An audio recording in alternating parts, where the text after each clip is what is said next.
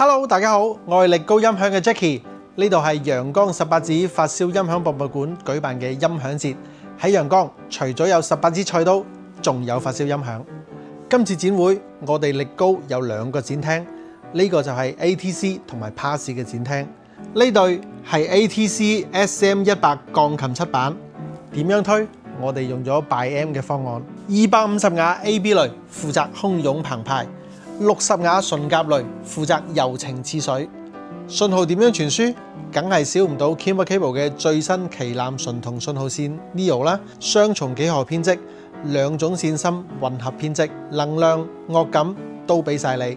加拿大 Tours Power 唔單止令背景漆黑一片，仲令錄音細節巨細無遺。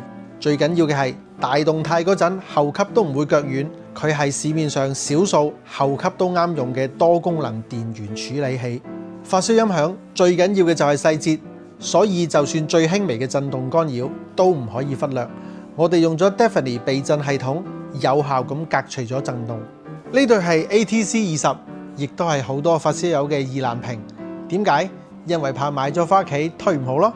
所以我為大家準備咗 Newson PAS 嘅得意之作 INT25， 呢部係佢對 SIT 理念極致追求嘅結晶。25瓦純甲類幫你釋放晒20嘅所有潛能。信號點樣傳輸？梗係少唔到 Kimber Cable 最新旗艦純銅信號線 Neo CU 啦。仲有嘅就係我為20度身定製嘅腳架，每隻淨重超過20公斤，無論喇叭點樣震，一樣穩如泰山。木同埋金屬嘅複合設計，兼顧到20嘅能量同埋細節。我哋唔淨止係發燒音響嘅代理商，仲係你發燒路上嘅引路人。關注我哋，為大家分享更多嘅音響知識。